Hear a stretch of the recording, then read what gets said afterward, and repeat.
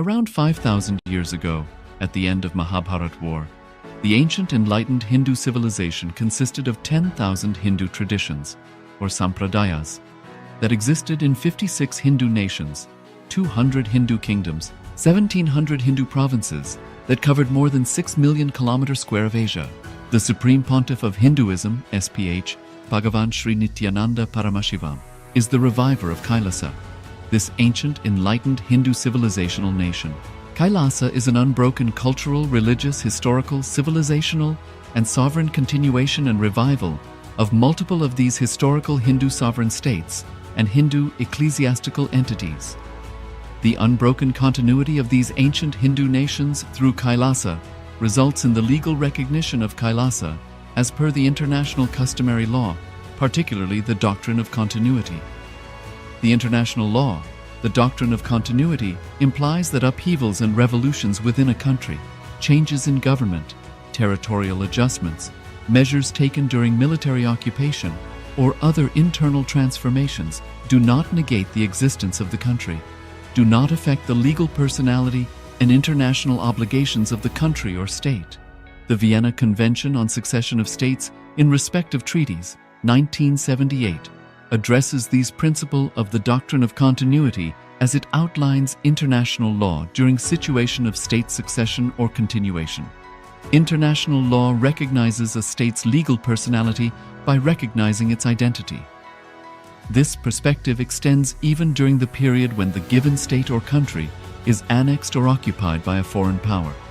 Even in such cases, the legal personality of the state is considered to persist, enabling its subsequent re-establishment.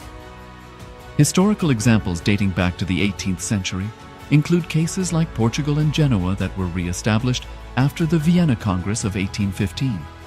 More recent examples include countries such as Poland, Ethiopia, Czechoslovakia, Albania, and Austria that were re-established after World War II.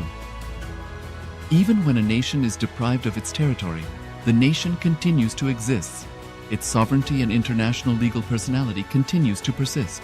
The Dalai Lama, as the spiritual and temporal leader of Tibet, exemplifies this principle. In 1959, the Dalai Lama was exiled and forced to flee. Despite the challenges faced, the Dalai Lama continues to advocate for the preservation of Tibetan culture and garners worldwide support for Tibetan autonomy on the global stage. Similarly, from 1309 to 1376, the Pope of Catholicism had been in exile in Avignon. Despite this, he was recognized as the head of state as well as head of the church and given full privileges of the position after their return to Rome. Even in 1861, much of the papal territories had been lost, leaving the Pope with no sovereign territory other than the papal residence and related buildings. Yet his temporal powers were still acknowledged. He was recognized as a head of state, and later, the Lateran Treaty of 1929 formally re-established papal sovereignty over the Vatican City. The Sovereign Order of Malta further exemplifies this principle, retaining international recognition as a sovereign entity despite the permanent loss of their territory upon Napoleon's invasion in June 1798. Despite such permanent loss of territory, the sovereignty and the international legal personality of the Sovereign Order of Malta continue to persist. Much later in 1894, the order settled in Rome and acquired two properties, the Magistral Palace and the Magistral Villa that received extraterritorial status. Today, the order maintains diplomatic relations with 112 countries, issues its own diplomatic passports, currency, stamps, and vehicle registration plates, and has been granted observer status in the United Nations. All these examples of state re-establishment illustrate the principle of continuity of states, as per international law, that a state's legal personality persists over time. A nation continues to exist even after a complete loss of territory. A far more striking example is of the oceanic countries, which are under the threat of their entire nation being drowned and submerged due to rising sea levels owing to global warming. In response to such existential threat of climate change, Pacific Island nations, including Tuvalu, have enacted constitutional amendments and made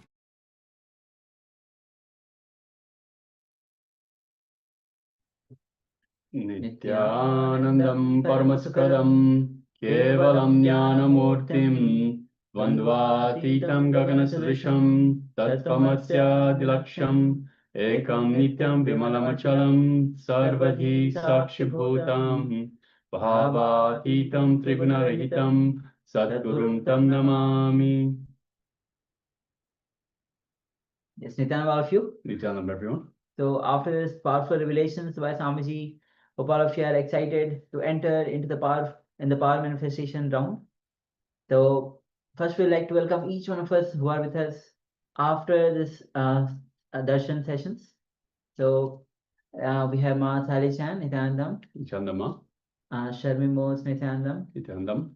Ma Nitya Achidananda, Nityanandam. Nityanandam. We have V Chun Fang, Nityanandam. Nityanandam. Ma Paramashivoham, Nityanandam. Nityanandam. We have Ma Saumya, Nityanandam. Nityanandam. Ma Chetkanda, Nityanandam. Nityanandam. Ma Mahasatya Paramashatya, Nityanandam. Nityanandam. Ma Anand Paramashakti, Nityanandam. Nityanandam. Ma Juti, Nityanandam. Nityanandam. We have Gui Zhu Zing, Nityanandam. Nityanandam. Yi Fan, Nityanandam. Nityanandam. And we have Sri Lingodhva, Nityanandam. Yeah. Nityanandam. Welcome. Yes. All right. So with this, let's get ready to enter into the power manifestation. With Acharyas, will be projecting you an image on your screen, and through the power of third eye, see what Swamiji is revealing to you. So you'll be covering your two eyes with the blindfold or a piece of cloth, and you'll be manifesting the power of third eye, seeing picture blindfolded. So let's get ready. You can cover your eyes now as we get ready to enter into the power manifestation. Yes. So requesting everyone once again, please put on your eye bands. So in this round of power manifestation, we'll be manifesting the power of third eye vision, seeing images blindfolded. So requesting everyone once again, please gather your eye bands and let's get ready for this power manifestation.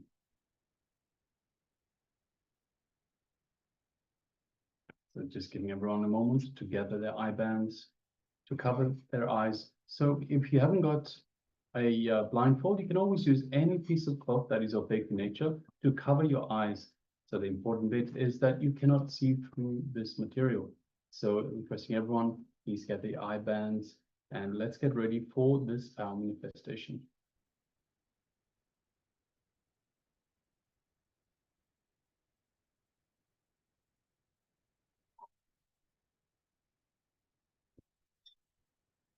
So let's sit comfortably with the head, neck, and spine in a straight line. And let us bring our awareness to our inner space. Our inner space is just below the heart center and just above the navel center. It is the space that Swamiji has initiated us in to connect to him, to connect to the divine, to be in the space of oneness with Swamiji. So let us bring our awareness to our inner space, our Anandaganda. And let us remember Swamiji in our inner space. Let us remember everything that Swamiji means to us. Everything, all the moments, all the beautiful moments that we cherish with Swamiji. Let us remember all of that in our inner space. And let us feel this feeling connection we have to the Master. And by bringing our awareness to this feeling connection, we feel the connection getting stronger. So requesting everyone, let us just remember Swamiji in our inner space and understand that Swamiji is available to us. He's waiting for us to reach out. So let's do just that. And just by mere remembrance, we invoke the Master in our inner space.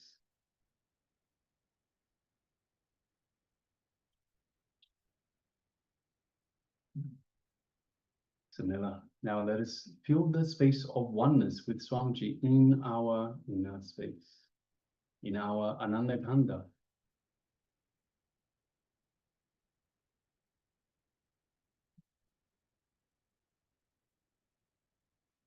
So go ahead and feel all of that in your inner space, your Anandaganda.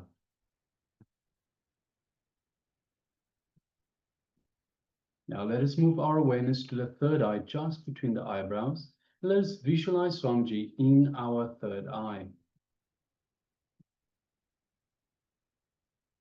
As we do so, we feel this energetic connection from the Master's third eye to our third eye. We feel a light buzzing sensation, a light build-up of energy in our third eye, our Anya chakra, as Swamiji is awakening our third eye and energizing it for the power manifestation.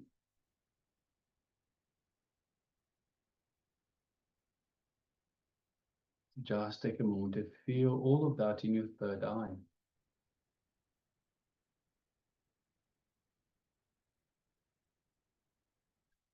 Now let us start chanting the Mahavakya, which is the cosmic code word which Swamiji has given to us to connect to him, to connect to the divine, to remind us of our divine being.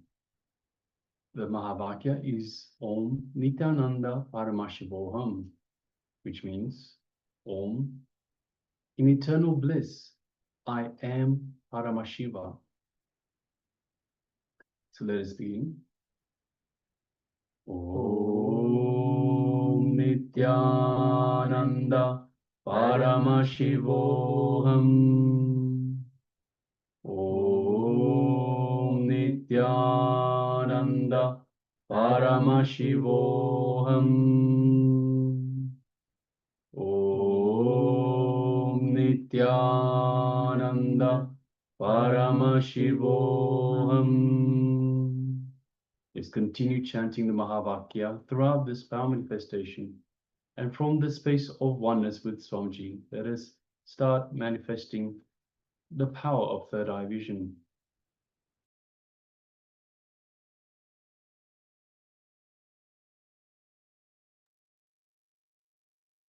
So the image is being displayed for you.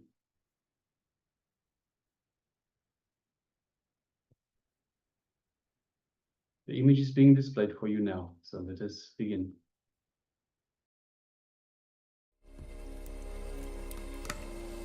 Om Nityananda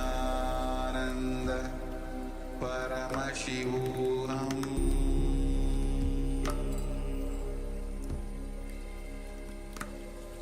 Om Nityananda Paramashivoham.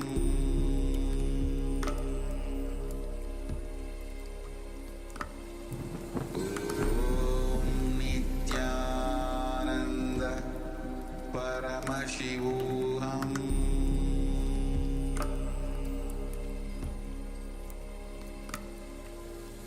Om Nityananda Paramashivoham.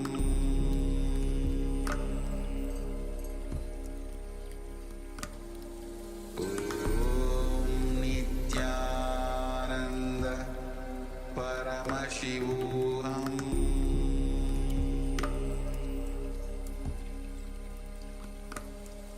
Om Nityananda Paramashivoham.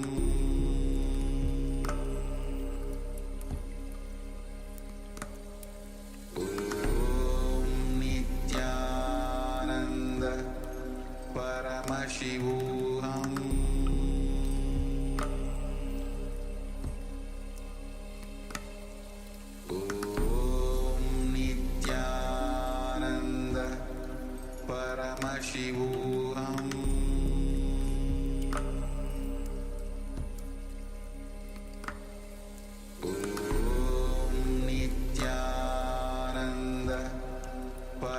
Paramashivoham.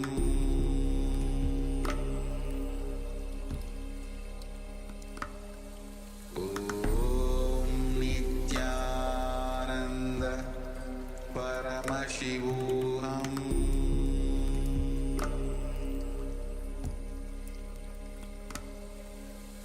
Om Nityananda Paramashivoham.